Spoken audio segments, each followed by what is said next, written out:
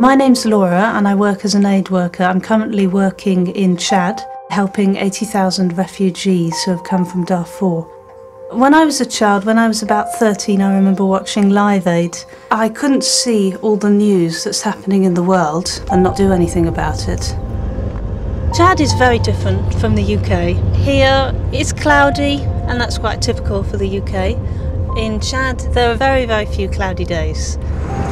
We're now at Heathrow Airport. Usually I would be taking a plane to N'Djamena. Sadly, there's a war between Chadian rebel groups and the government of Chad. My thoughts are very much for the refugees because they're the ones that can't move far from the camps. I just hope that we won't have to start from scratch again.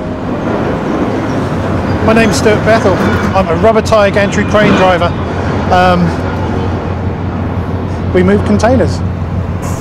The average turnaround for most ships is 3,000 to 4,000 containers, which is quite a large number. If you imagine 3,000 lorries in a straight line, that's a long way.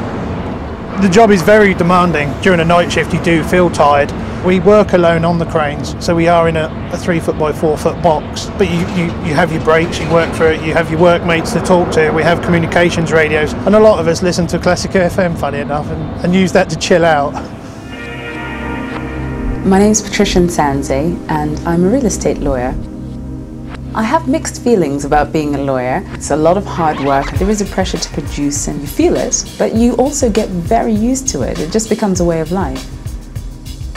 I think what we do matters a great deal to people. We help you plan where you're going to live, where you're going to bring up your children, where you're going to move to in your retirement. You always get the, oh my goodness, I couldn't have done this without you. I think everybody matters to someone.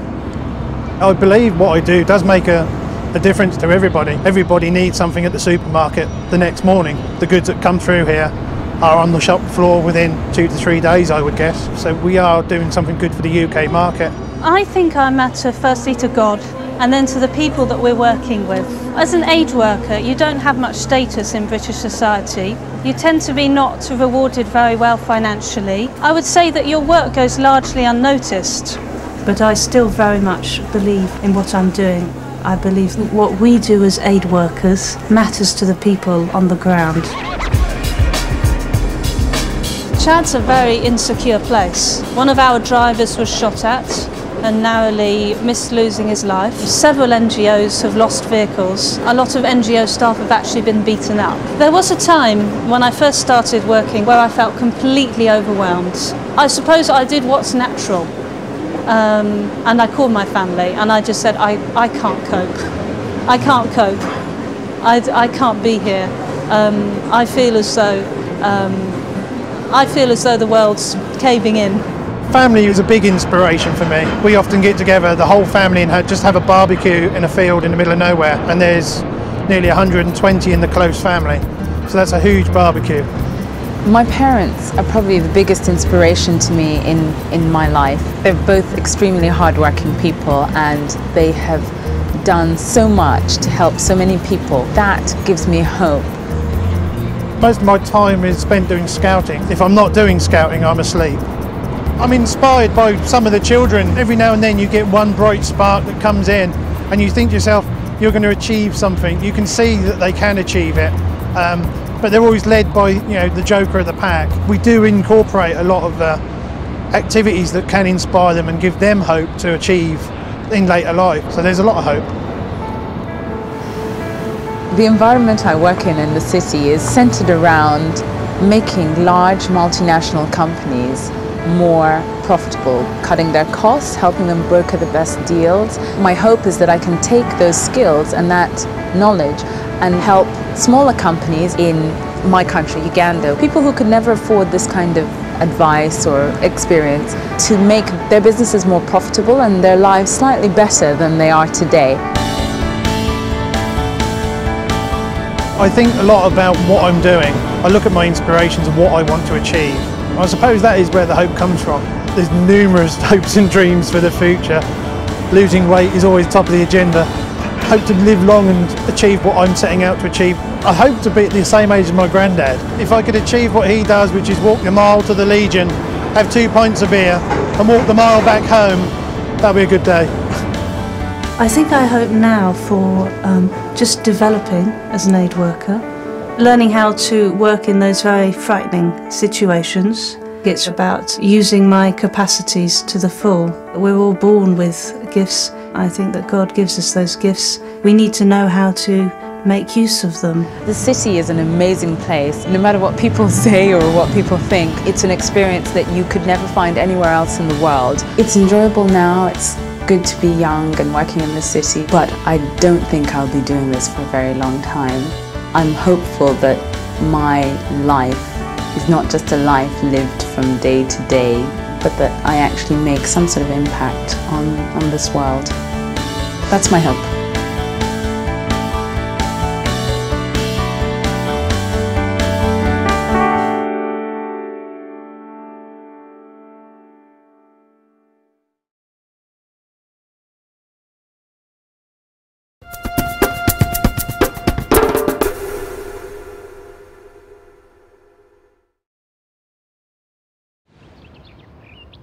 Being human is pretty strange. To be human is to be hungry for everything. We're just hungry for love, for food, for sex, for meaning. We're born hungry.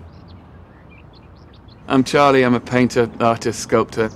The great thing about, well, painting for me anyway, is that you can say stuff that you couldn't really say with words.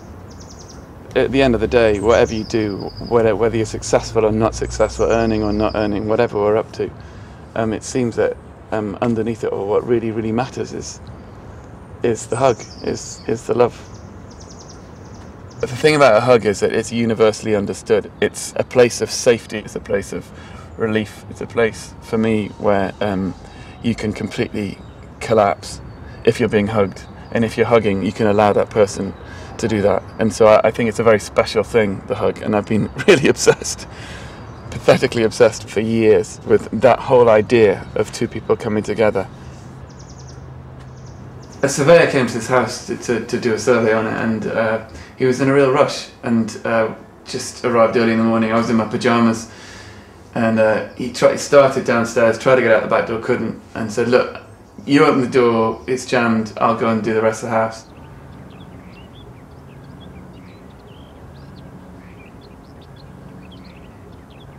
When he came down, about 4 minutes later maybe, he was completely different. He was very quiet, and he looked at me and he said, "What are you doing in this house?" And I said, "Oh, I know, it's a real mess." And he said, "No, what are these paintings?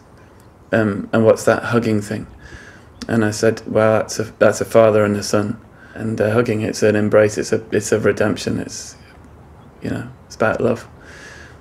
And he looked really pale and was very quiet, and he just said, "I've got a 9-year-old son, and I've never hugged him in his life."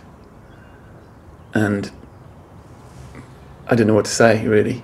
And then he just said, I'm sorry, I've got to go. I've got to go and find him. I've got to go." And he left the house. I did think about him a lot, and what he was doing, and how we are as people, and about love and all that.